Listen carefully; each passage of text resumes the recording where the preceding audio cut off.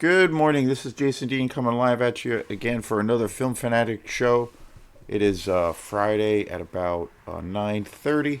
Pretty overcasty day. Pretty warm. Actually, quite warm. Yesterday was like 55 degrees. It was wild. It was pretty sweet. And today I think it's supposed to be just as warm. Not that it's not like I'm weatherman or anything, but it's nice when you have these extra days where it's on the warmer side. Not a big fan of the cold weather, so it's always nice. And plus, where work, I work at the Montessori school, so I work with kids and I'm part of the aftercare uh, staff. So one of the things that we do is I pretty much spend most of my day outside. So it's nice when we have you know good days like this. But anyway, hope everyone's doing good. Welcome. I always want to welcome aboard the new subscribers. Had a pretty good little run the last few weeks. I've had quite a few new subscribers, and it's been cool because people have been still commenting on a lot of these videos. Lately, I've been uploading a lot of videos and setting them up as premieres just to kind of break things up and to have things, planned. Well, not planned, but to have things just kind of coming, down the pike. And sometimes, to be honest, sometimes I just kind of get lazy around it because usually, like, if I upload a video the day of, it's not that it's a lot of work, but it does take up pretty decent amount of time because usually what I'll do is I'll record the video, and if I have to redo it, I'll listen to it and check it out, and see if I need to redo it or change some things. But usually I try to do the videos pretty much, kind of off the cuff, and most of the times it's the first take. There's been a lot of times where I've had to scrap the video and start all over again because of some things. But usually I do it first take, and then what I'll do is I'll then upload the video to the channel, and that usually takes depending depending on the length of the video, that will take like 15 or 20 minutes to a half hour to 35 minutes. And then I'll usually get track down a good photo, a good thumbnail photo for the video. And once I find that, sometimes that takes up the most time to find the right photo and to kind of get the right format, where it's the right size, so it hopefully looks pretty good or decent, so you can see it pretty clear. Sometimes that takes a while to find a good video, especially with certain films I have that I've covered, where I generally have to search around for quite a while to find a good photo, because maybe the film is like somewhat obscure, or there just might not be a lot of like photos available per se.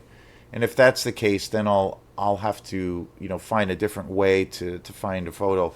But there has been times where that takes up quite a bit of time.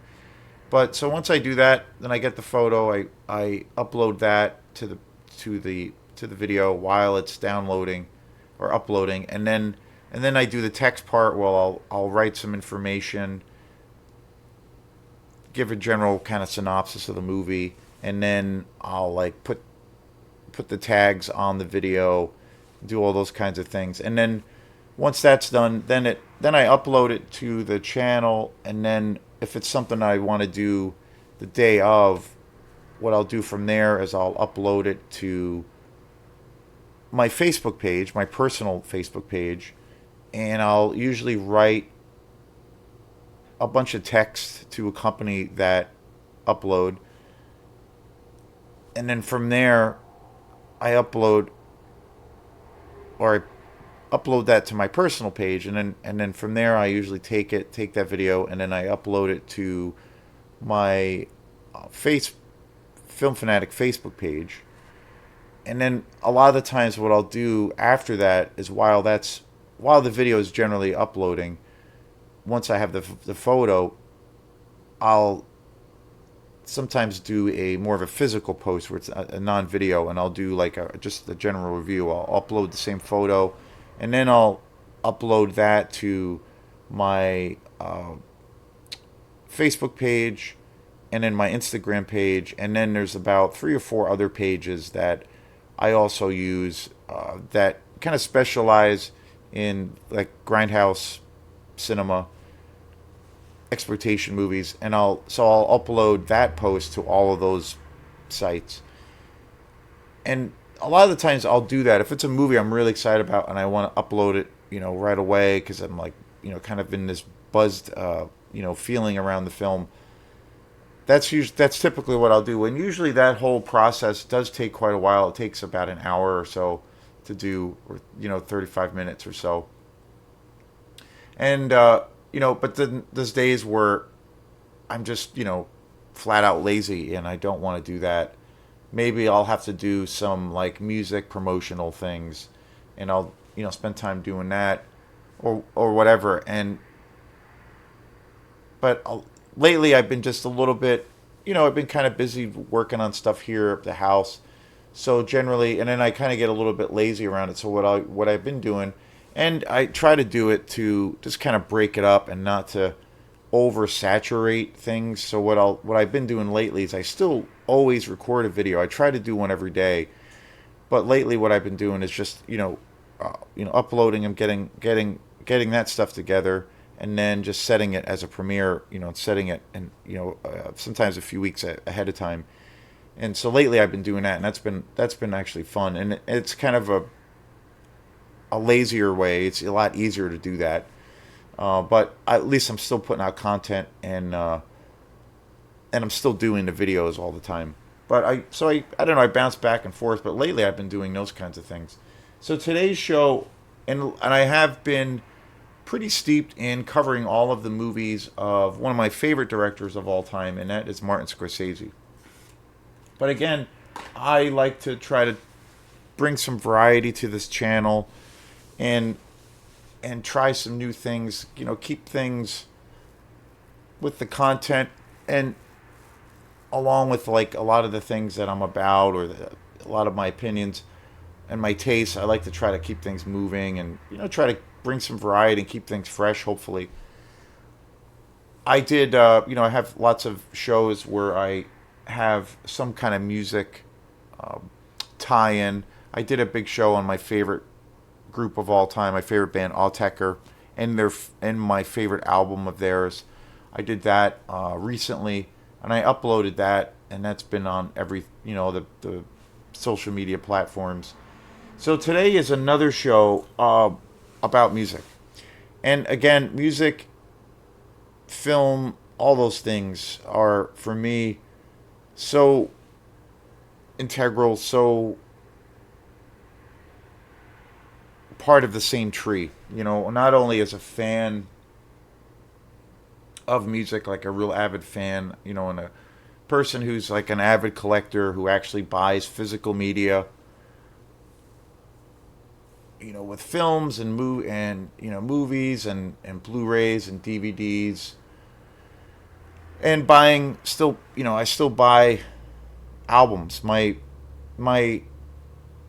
main thing of how I listen to music is CD. I usually always buy CDs. I went through phases, and I do really love vinyl. I just don't have it set up right now, but I am a big fan of vinyl. Maybe eventually I'll get back into collecting it, but at one point I was really into vinyl, and I had a pretty good setup for these turntables that I had and the sound system, and I started buying vinyl all the time. But that was, quite a few years ago. I mostly would get a lot of like novelty records and kind of just strange records and cheap records, and I would just find just like totally weird random shit, and I used to love coming across things like that. I remember one of the weirdest things I found, one of the funniest things was Davy Crockett, the like basically the album, and it's hilarious because it's just voiceover. So just like weird shit like that, and then I'll find some like good techno albums, like some really older obscure techno albums, or some hip hop albums, or just whatever. But I love vinyl. I love vinyl to death, and eventually I'll, maybe I'll get back into it, but it's just, putting in the time to get my setup. I don't really have it set up anymore. Everything's kind of packed away. But so generally how I listen to music is always through CDs.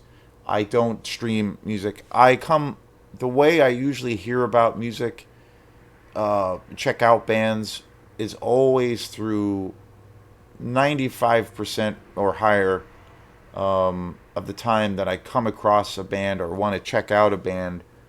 It's usually always through YouTube. I hear about it from some YouTube guy or girl talking about a particular band or an album review, or or maybe it could be just a random thing I come across. That's usually what I do. And if I hear about a band and I hear somebody talk about a band in a way that I'm like, oh, that sounds interesting, what I'll do is I'll search them out on YouTube. I'll find some like live clips or some clips of their studio recordings. And a big thing that I do is search out some live performances of that band. For me, a lot of the times if the band sounds really, really good live, that is usually a good indication that I will probably seek this band out. Almost more so than the studio album. And then I also use Bandcamp, which I'm a really big fan of. I will check out bands on Bandcamp quite a bit. So, and I'll find, particular albums around that band. So that's usually how I check out music, and you know, especially newer things or more obscure things or even older things. And then, obviously I've talked about it to death. When I go to Bull Moose, that's usually where I buy music and where I buy movies. And sometimes I'll have this like little informal list in my head of something that I'm going to look for. Sometimes I'll special order things through Bull Moose. It's a big pain in the butt sometimes doing the mail order thing because I find it takes a really long time and it can be really expensive. But I usually go to the shop with some kind of general idea, and the same thing. I do exactly the same thing when I hear of a movie or a director or something that I might not have heard about before. I usually do the same thing. So, and I've talked a lot about, and throughout these videos, you know, I like to think that, and I think I do. I have when it comes to music and things, and film, I think I have a pretty big open mind. I try to keep an open mind, but I like a lot of different things. I love versatility. I love, you know, you know, it's a cliche thing, but it's true. I do believe like variety is the spice of life. So I've always felt that way ever since I was a kid. And I have my respected genres or styles that I always go to, but I'm always trying to check out new things and check out some different things. But, at the end of the day, the two styles of music that I always go to, that are always my go-to styles of music, it pretty much they are the styles that I listen to pretty much daily, is, electronic based music and also jazz based music. The last couple of years that being said, the last couple of years, and especially this year, I have been in this real big metal kick. I've been like discovering a lot of cool newer black metal bands, and I've been like kind of revisiting a lot of the bands that I loved when I was a kid. Same thing with death metal, checking out a lot of cool bands that I've discovered, and revisiting bands from my youth. And that music has always been a real big has always had a big impact on me, especially as far as extreme music, extreme metal music. Black metal is my jam. Like that's my jam. That's my go-to. That's my favorite style. I think for me, it's really the atmospheric aspect of it. Death metal has that too, but I feel like it's the horror tie-in to why I love those things so much. It's just great. So, but that being said, I listen to a lot of hip hop, and I love groups like Run the Jewels. I listen to, lots of reggae music and lots of soundtracks and all these things. And of course, not being just a fan of music, just strictly from a listening perspective, I, you know, all of this stuff really helps kind of bend and shape my mind as far as when it comes to writing music. I, for my band Quantum, like I try to really bring in lots of different influences into that band, even though it's safe to say and easy to call it like an electronic group, and we make electronic music. But I like lots of different things, so I try to really incorporate all those things into the music. And that's the thing that I'm always reminded of. It's if the whole thing around Quantum has evolved so much for me and my perspective around it. And for what it's worth, hopefully it's gotten better over the years, because it's something I've put a lot of time into. I put a lot of work. Most of all of my focus has always been into that project. And it has a fringe thing. So some people I feel like do really like it, and then some people are just like, I don't know what that is. That's weird, or it's not my cup of tea, and that's fine. But I do.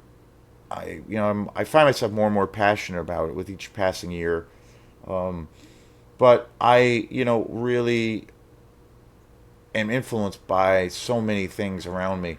So I intentionally soak up a lot of things, because I find when I go through these phases of where I'm writing music, it's even more intense for me to check out more music. Like currently, right now, I'm in the process of writing some new material for Quantum. I have a few things going at the same time, so I find myself being even more thirsty for listening to music and checking out films. It's really cool.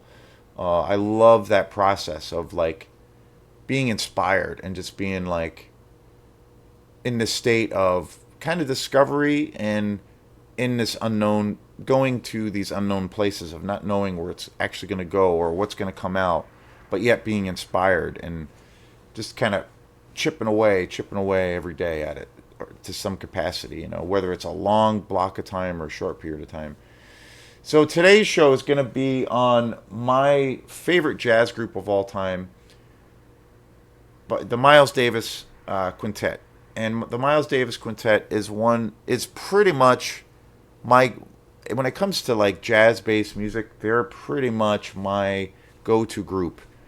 Kind of like was just talking about my favorite band of all time, Autechre, the electronic duo from England.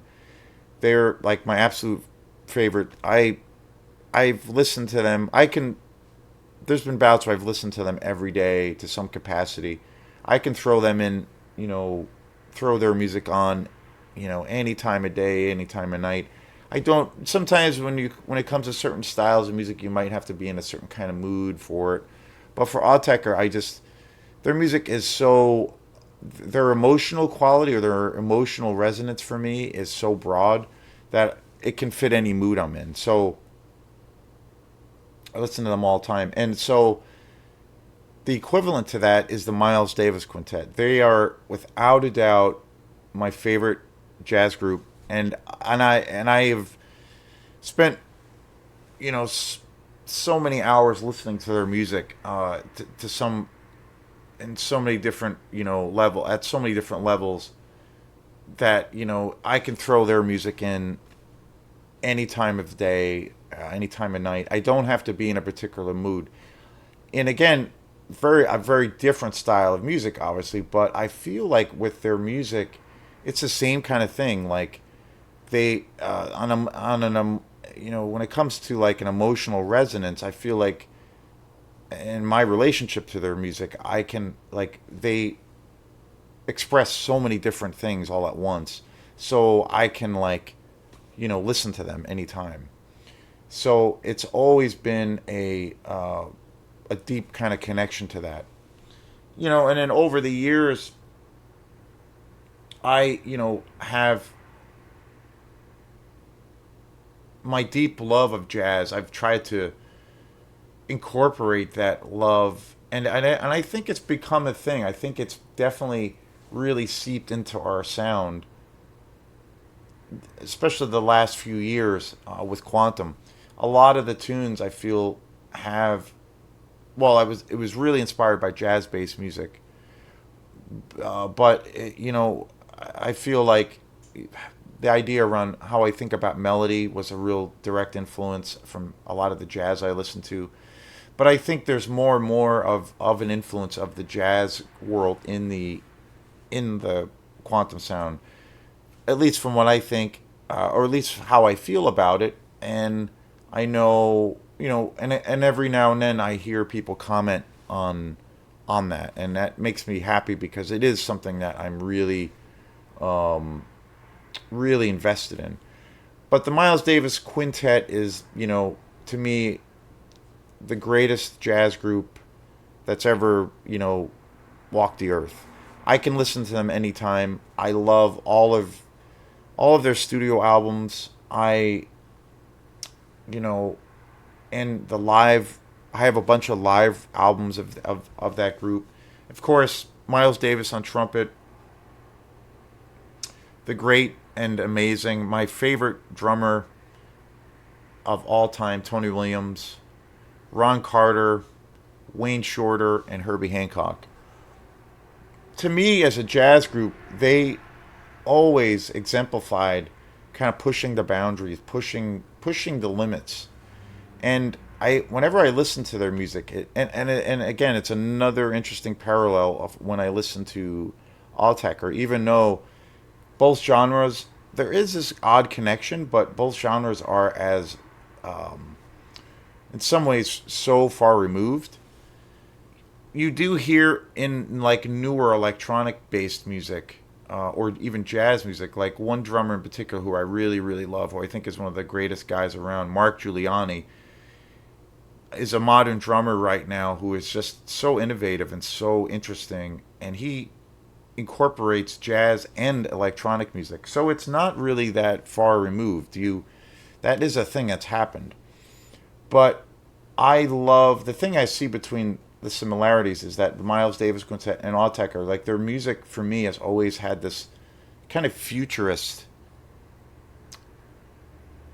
element where it's always like I feel like, and I feel it's also from not it's also always from a sincere place. It's not like trying to be this or it's not trying to do that. It feels organic, but yet I always feel like when I listen to their music, they're always thinking in terms of, kind of reinvention, pushing those boundaries, making things progress. Always like forever like forward thinking and futurist, where it's always this process of almost like reinvention and reinterpretation and challenging yourself as the artist, but then also to a degree challenging the audience and reinventing yourself, continually and pushing that. And a lot of groups and bands today, or whatnot, do those kinds of things, but they do it in a way of where, maybe it's from a more premeditated, sought out thing, where it's not necessarily maybe an organic thing. It might even be more of a marketing thing. And a lot of the times when I see groups that are trying to do this, or maybe try to, appeal to like the hipster crowd or whatever you want to call it, it's pretty transparent, and it's not, for me, it's not like what they're doing isn't really, from an organic place. It's not sincere. So a lot of the times I won't dig that kind of stuff. But with what the Miles Davis Quintet did, and also Alltechre's music, like to me, it is those elements, but it's all like, from a totally sincere, organic place. It's not trying to do this. It's not like trying to be cool, even though for me, what those groups do and continue to do is literally the definition of what real what's when something is actually cool. So it's a funny thing. But like with Miles Davis, like the interesting thing is remember I got into jazz like super late in my years. Like I had a few teachers that were into jazz when I was in school, in high school, some drum teachers that were really into the jazz thing, but I never listened to it. I never got really exposed to it. I also never tried to check it out. And it wasn't until after school, and when I went to Berklee College of Music, I had never really been exposed to jazz, which was really initially horrifying because that is like such a huge component of that school. Like it's such in some ways I almost think it's the framework of how that school is run. So it was on one part one of the greatest experiences I've ever had in my life, but then also one of the hardest experiences. But at the end of the day, I wouldn't have traded that experience for anything. And there's been times where I thought, well, maybe if I waited when I was older and I had a little bit more of an idea of what jazz was, or at least had a taste for it, maybe I should have waited and then gone to a school like that.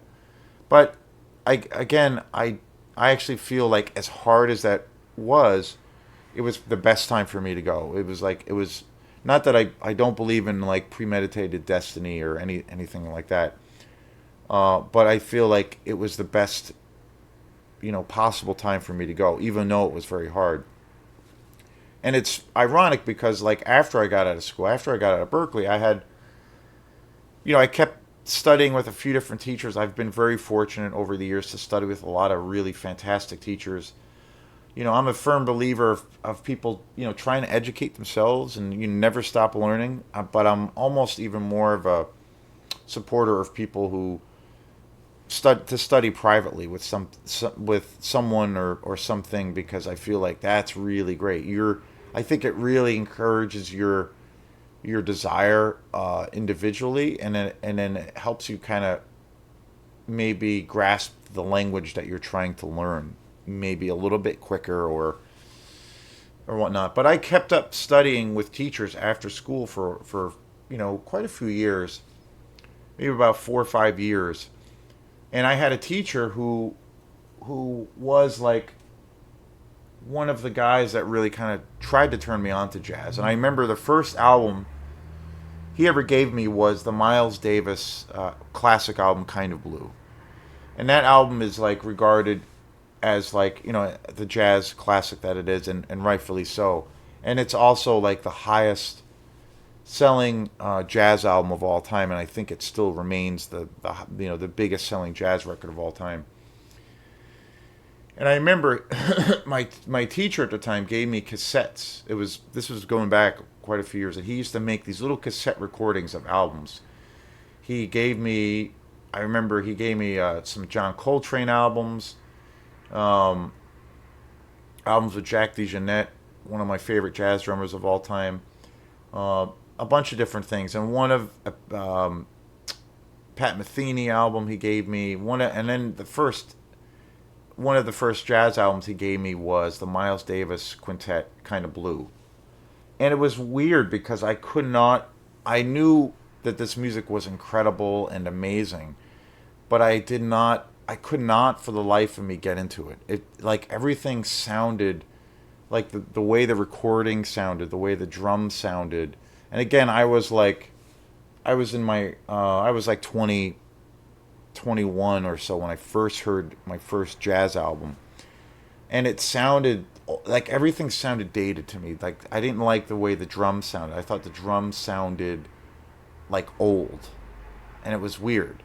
And I knew what I was listening to was really important music and was really great, but I just, for the life of me, I could not listen to it. And I had these cassettes of all of these different jazz groups that my teacher gave me, and he was just like, "Yeah, check this out, and check this guy out, check this, person out, and all these things." And I could not get into it. And and my teacher at the time was actually studying with Jack DeJohnette, which is which years later I realized how just mind blowing that was.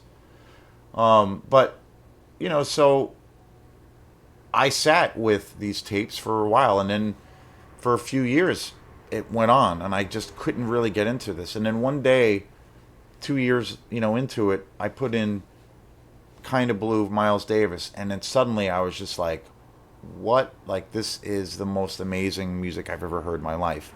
And this light went off. And, and then after that, it was a whole different thing. I started really getting into jazz. And, and then the group that I got really, really into. And again, there's so much jazz to talk about, but what I wanted to focus on was the Miles Davis Quintet. And when I heard the Miles Davis Quintet, it just was like a revelation. I heard this music that was so intense, so beautiful, so rich, uh, and just so powerful on a different level.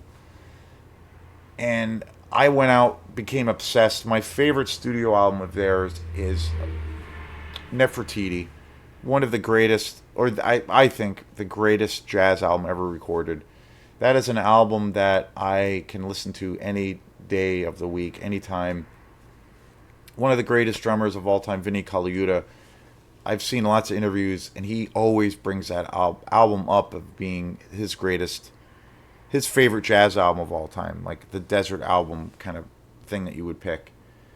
But again, Sorcerer, ESP, so many great, incredible albums that quintet put out. And I remember when my favorite album of theirs, or live album, my favorite studio album of the Miles Davis Quintet is without a doubt Nefertiti.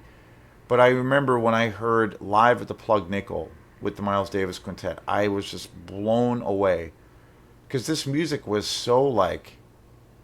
just so intense, and it was like so different from the studio recordings of these tunes, where there were so many times when you would listen to certain tunes that you couldn't recognize them, and then suddenly they would play like the head of the tune or the melody, and suddenly you're like, oh wait, this is the same tune. And to me, that was the epitome of the attraction that I had with this band, because they just always were about reinvention, and pushing those boundaries. And the other thing too about their music, like, I naturally like music that has a dark aesthetic to it, and the music that they were playing and the way they were playing this music, especially during these recordings, the music was like kind of dark, and it had this like kind of brooding intensity. And I was like, wait, jazz? That was the first time where I was like, wait, jazz is like, can be dark music, can be really intense.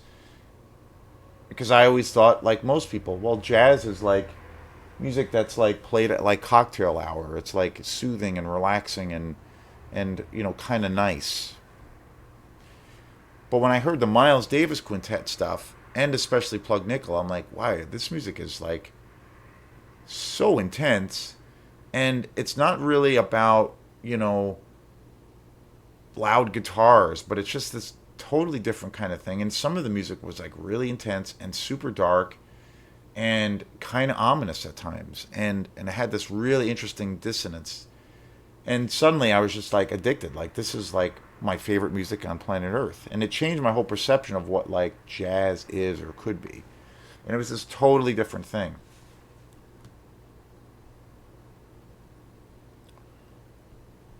And it completely, like, that experience completely changed my perception of what jazz is or what jazz could be. And it was like, yeah, just a giant kind of revelation around it.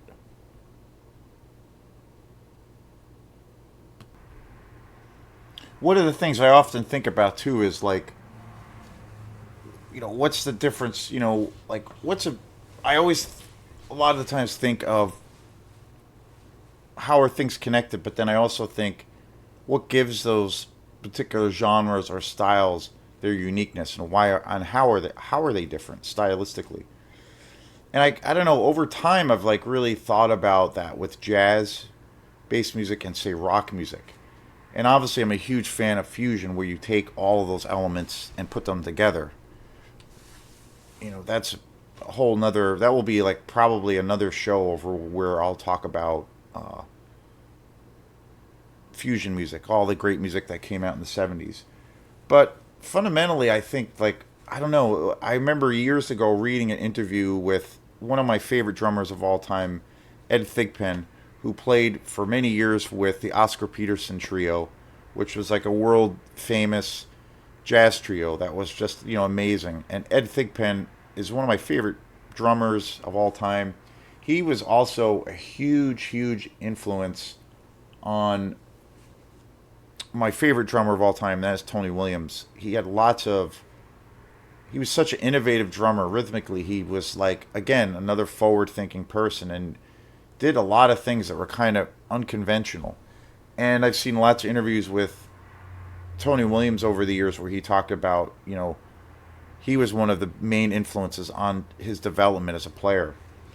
And I remember reading an interview with Ed Thigpen where they were saying they were playing lots of gigs with the Oscar Peterson Trio, and they'd be playing at these, sometimes their gigs would be at these big, big theaters or these bigger venues. And then a lot of the times they were playing these gigs where they were playing in these tiny little spaces where people were dining, right in front of them.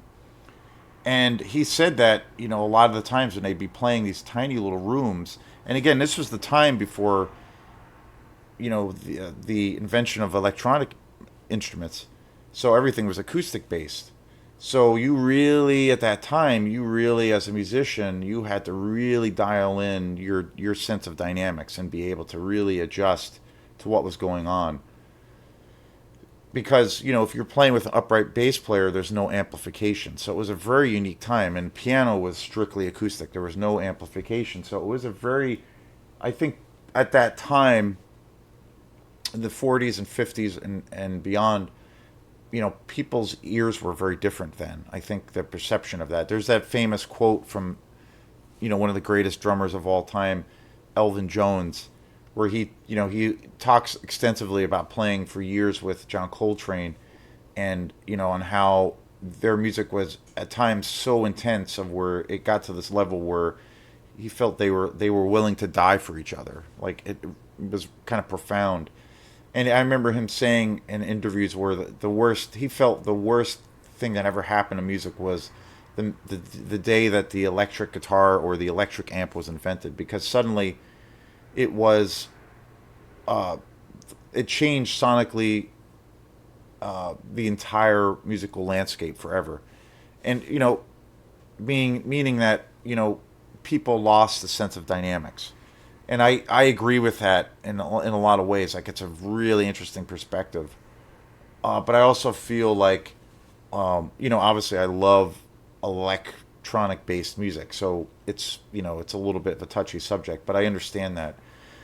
But in this interview with Ed Thigpen, he was talking about when they were playing these gigs of where, in these small venues where people were literally sitting on top of them and people were talking and making all this noise.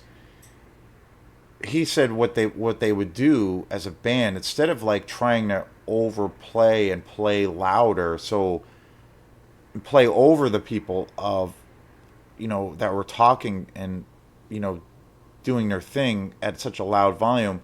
He said instead of turning up the volume, what they would do is they would just get even quieter and quieter to where they were playing their sets or certain tunes at a whisper. And he said that when they would do that, people all of a sudden that were talking and conversing became all that were in attendance got really self-conscious. And he said that when they would do that, 9 times out of 10, everyone would get really self-conscious all of a sudden, realizing like, oh wait, we're talking very loud or we're making a lot of noise. And they would get really self-conscious, and then they would all shut up. Everybody would, he said a lot of times when that would happen, after a few tunes, they would just keep dialing it down, dialing the actual volume down, and before they knew it, you could hear a pin drop, and everybody in that room was listening to what the band was doing.